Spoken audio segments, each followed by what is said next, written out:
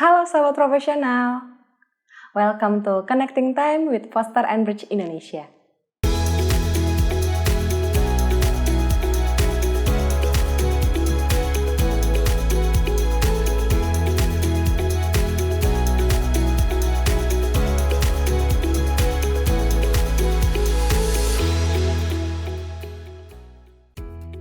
Pada kesempatan kali ini bertemu kembali dengan Eva di Connecting Time kali ini. Dan sahabat profesional, hari ini Eva sudah terhubung secara online dengan salah satu narasumber dari Foster & Bridge Indonesia. Langsung saja nih Eva sapa, yaitu Bapak Ubaidillah Anwar. Halo Pak Ubay, Halo. Apa kabar Pak? Baik Mbak Eva, apa kabar? Iya, sehat ya Pak ya? Sehat, Alhamdulillah. Oke, Pak, sebelum kita masuk ke materi kita nih ya, kita akan membahas mengenai cara efektif memotivasi diri menjadi profesional yang baik. Tapi Pak, boleh dong Pak di-sharingin ke sahabat profesional kegiatan Bapak, aktivitas Bapak sehari-hari dan juga background pekerjaan Pak Ubay. Silahkan Pak. Ya, kegiatan saya sehari-hari sampai hari ini sama, yaitu menulis. menulis buku, menulis artikel sesuai pesanan dan sesuai dengan keinginan saya. Jadi ada dua, selalu ada dua itu. Yang kedua, training, menyiapkan materi untuk seminar. Dan yang ketiga itu kunjungan ke beberapa lembaga di mana saya terlibat di dalamnya. Ada beberapa sekolah yang memang fokus untuk pengembangan soft skill dan ada pesantren. Kira-kira itu Mbak Eva. Oke, terima kasih Pak untuk sharingnya. Pak Ubay, kita kan mau masuk nih ya ke pembahasan kita, yaitu cara efektif memotivasi diri menjadi profesional yang baik. Oh iya, ini penting Pak. Nih, karena sekarang banyak orang yang motivasinya turun, termasuk saya. Jadi dengan cara sharing motivasi ini, mudah-mudahan semua orang pihak juga termotivasi. Jadi itulah kehebatannya.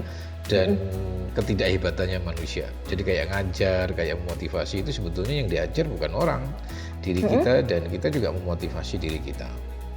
Oke, berarti Bapak juga lagi butuh motivasi nih. Oh iya, semua orang butuh motivasi setiap hari. Oke deh, kita masuk aja, langsung masuk aja ya Pak ya, ke pertanyaan pertama ya Pak ya. Iya. Pak Ubay, kira-kira apa Bapak bisa jelaskan nih, apa sih Pak motivasi diri itu? Ya, sebetulnya gampangnya ya adalah dorongan yang kita munculkan dari diri kita. Untuk apa? Untuk dua. Satu, untuk melakukan sesuatu, dan yang kedua untuk menghindari sesuatu. Jadi semua orang itu punya dua itu. Apa yang harus saya lakukan untuk mendapatkan X. Atau yang kedua, apa yang harus saya hindari supaya saya selamat atau terhindar dari bahaya Y gitu. Dan ini penting, semua orang perlu memiliki ini. Sebab kalau tidak, itu sama dengan orang motong kayu tapi tenaganya setengah-setengah. Padahal dia alatnya bagus, dia punya ilmu bagus untuk motong kayu, tapi semangatnya setengah-setengah. Pasti kayu itu tidak terpotong gitu. Jangankan itu ya, mungkin barang kecil aja susah untuk dipatahkan kalau kita tidak memiliki motivasi yang kuat untuk melakukan sesuatu. Oke, berarti motivasi diri sendiri dulu ya Pak ya? Oh iya. Dari dalam diri ya? Dari dalam, sangat penting. Oke, terima kasih Pak. Nah Pak, apakah motivasi diri sendiri itu dapat kita mulai dari dalam diri? Atau memang perlu ada tekanan dari luar nih Pak ya, agar kita bisa lebih termotivasi? Ya, kalau kita bicara manusia secara keseluruhan, harus ada dua-duanya itu. Nggak boleh cuma satu. Dari dalam juga harus muncul, tapi dari luar pun harus ada. Nah, dari dalam itu biasanya untuk kegiatan-kegiatan yang basisnya itu idealisasi kita atau keinginan kita sendiri. Misalnya, saya pengen nulis nih buku. Nah, itu motivasi yang paling bagus adalah dari dalam. Tapi ketika kita menjadi bagian dari organisasi, ya, misalnya di kantor, di partai atau di masyarakat, kan semua manusia harus masuk ke wilayah di mana dia harus menjadi makhluk sosial, maka motivasi dari luar sangat dibutuhkan. Contoh, di kantor itu perlu ada teladan. Di kantor itu perlu ada orang yang ngomong ini loh, ngingetin tujuannya gitu, supaya orang lain di situ termotivasi. Itu. Menurut Pak Ubay, Mana Pak yang lebih efektif dalam membangun motivasi diri nih Pak ya? Tekanan dari dalam diri, internal pressure, atau tekanan dari luar, external pressure? Silakan Pak. Ini sebetulnya bukan menurut saya, tetapi secara sunnatullahnya memang motivasi yang paling bagus itu dari dalam dirinya itu. Nah, semakin matang seseorang, motivasinya semakin banyak dari dalam. Sebaliknya, semakin mentah seseorang, motivasinya itu lebih banyak digerakkan dari luar dirinya. Nah, jadi harus mulainya motivasi dari dalam sendiri. Meskipun dari luar itu kadang-kadang penting.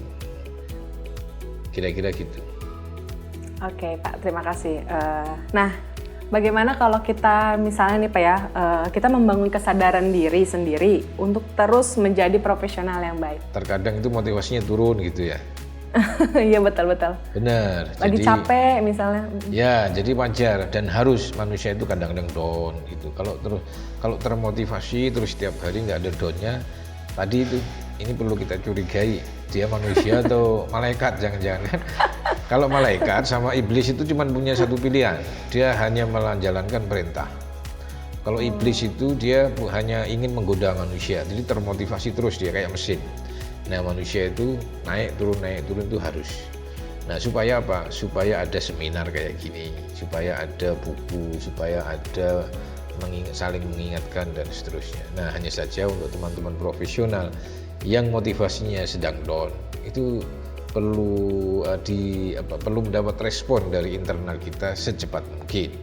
Kalau yang biasa saya lakukan itu biasanya mengaudit.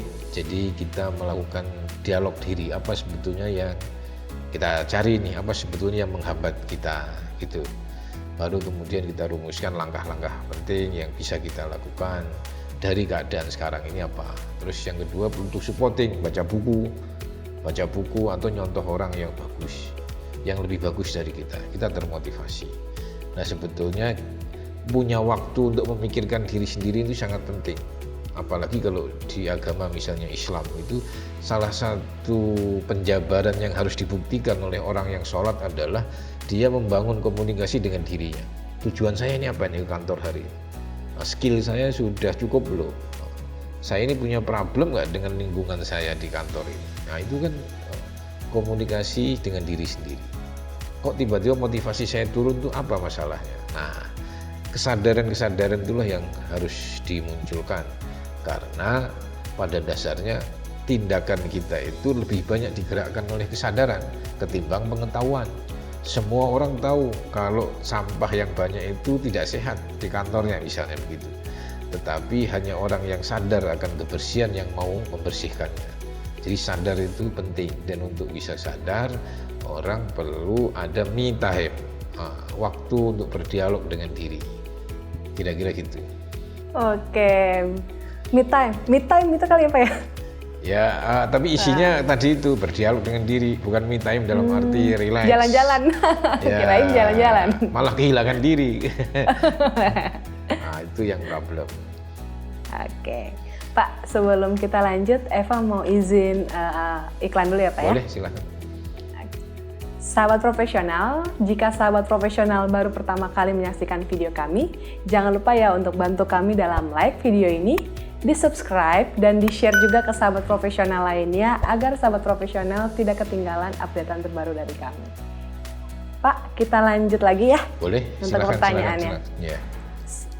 Oke nih, menurut Pak Ubay, apakah orang yang memiliki motivasi diri itu lebih tinggi akan memiliki produktivitas kerja yang lebih baik juga, Pak? Oh, kalau itu pertanyaannya, jawabannya belum tentu. Bahkan bisa menghancurkan produktivitas dan merusak tatanan. Makanya orang motivasi itu penting, tetapi tidak cukup kalau kita bekerja dengan orang lain atau bersama dengan orang lain jika modal kita hanya motivasi. Bahkan bisa membahayakan orang lain kalau tanpa ada ilmunya.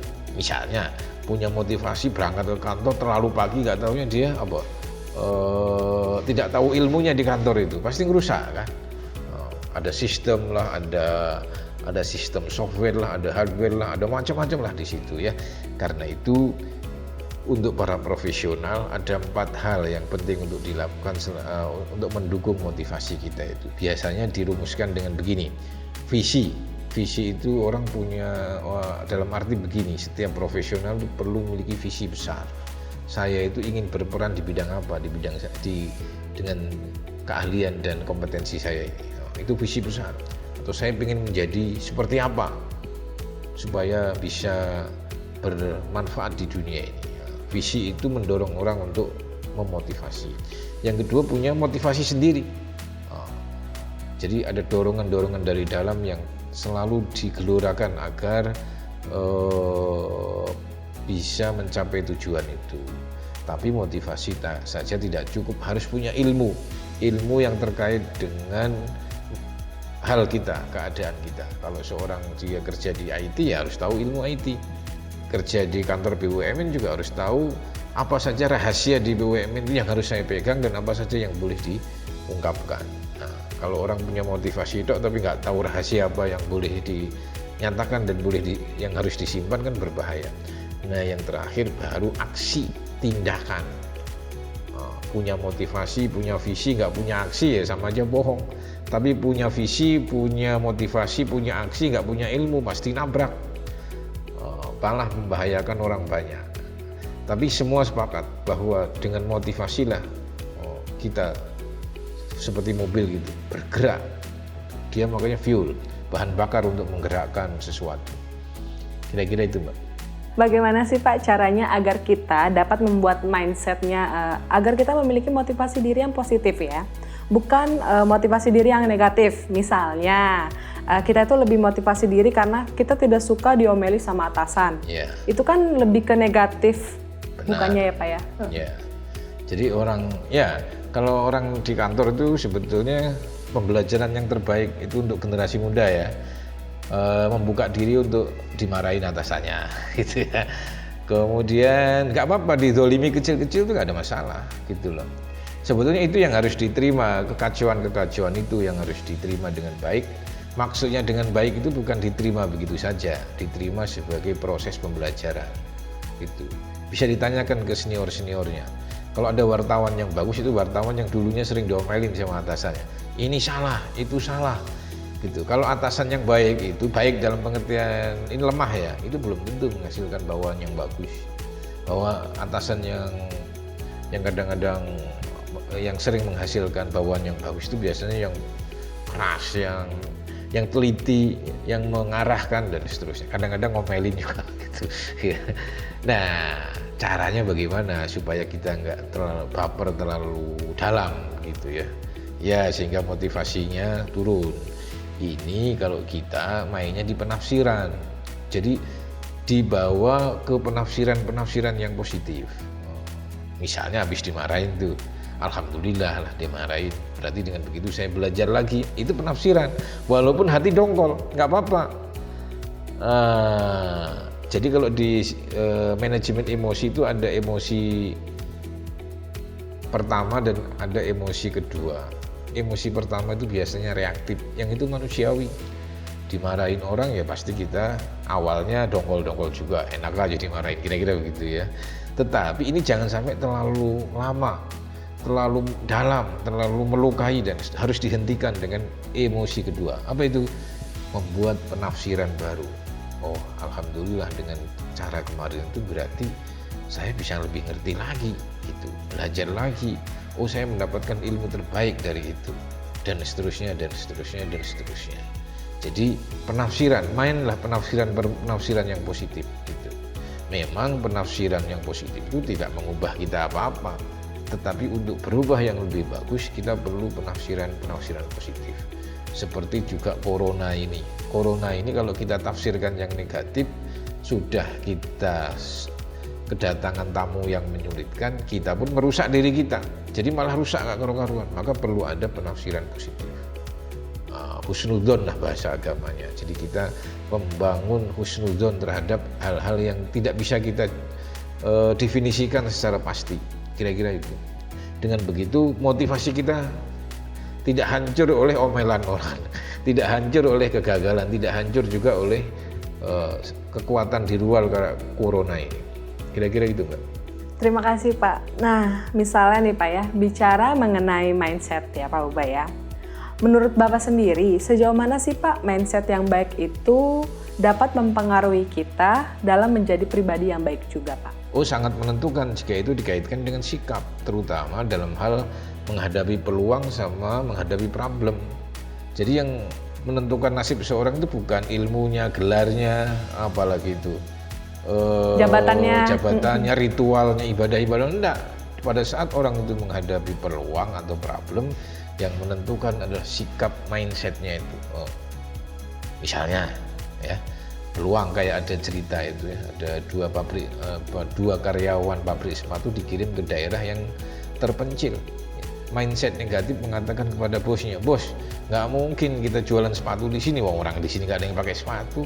Ini namanya mindset negatif di orang yang berusaha. Tapi mindset positifnya malah menyimpulkan sebaliknya, bos, ini adalah peluang besar kita untuk jualan sepatu. Kita didik orang-orang itu untuk pakai sepatu, nanti belinya ke kita. Itu kan positif. Sama.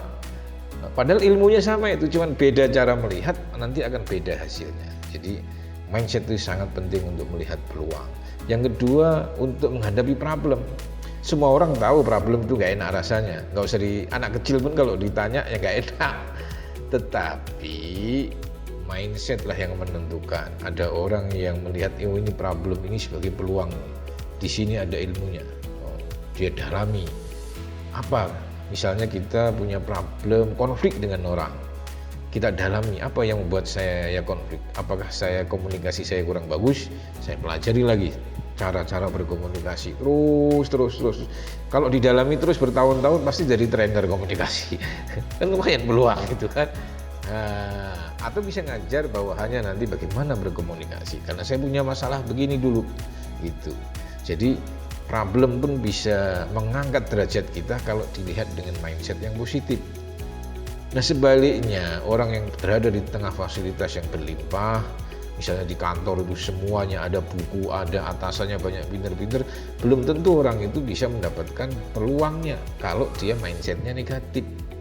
Itu kira-kira itu. Jadi yang menentukan orang terutama saat menghadapi problem dan peluang itu memang adalah mindset kita. Kira-kira itu Mbak. Oke Pak, terima kasih untuk penjelasannya. Berarti emang mindset itu tuh cukup berpengaruh ya sangat untuk diri kita sendiri ya. Menentukan. Pak Ubay, nggak kerasa nih kita mau di pertanyaan terakhir ya, masuk. Oke, Pak Ubay boleh nggak nih di-share ya ke sahabat profesional tips-tips efektif agar kita terus dapat memotivasi diri menjadi profesional yang baik. Silakan Pak. Ya kalau tipnya ada, cuman efektif atau enggak itu tergantung masing-masing. Iya betul. Ya, nah ini pengalaman aja ya. Jadi saya punya tip itu achieve more. Achieve more itu setiap tahun gitu harus ada target-target prestasi yang kita raih, yang bisa kita raih, yang berbeda dari sebelumnya. Achieve more, kita menggapai yang lebih. Nah syaratnya supaya bisa achieve more adalah learn more. Apa ini? Skill baru yang saya sudah miliki dari sebelumnya itu apa gitu. Kan setiap orang harus reskilling, menaikkan skill lama menjadi naik lagi tingkatannya, atau upskilling, menambah skill baru yang dibutuhkan untuk mewujudkan tujuan kita, achieve more tadi. Nah yang ketiga adalah do more. Do more itu melakukan sesuatu yang lebih banyak atau lebih berkualitas lagi. Kira-kira itu Pak. Oke Pak, terima kasih ya Pak ya untuk penjelasannya, di mana temanya itu cara efektif memotivasi diri menjadi profesional yang baik. Pak Ubay, terima kasih banyak ya Pak untuk waktunya udah mau sharing-sharing nih bersama dengan Foster Ambrose Indonesia. Semoga nanti kita bisa bikin video baru lagi ya Pak ya. Sahabat profesional, sekali lagi Eva ingatkan, jika sahabat profesional baru pertama kali menyaksikan video kami, jangan lupa di like video kami, di share juga ke sahabat profesional lainnya, dan di subscribe ya agar tidak ketinggalan informasi terbaru dari video-video kami. Sampai bertemu kembali di video Connecting Time selanjutnya dengan tema-tema menarik lainnya. Bye-bye. Bye-bye.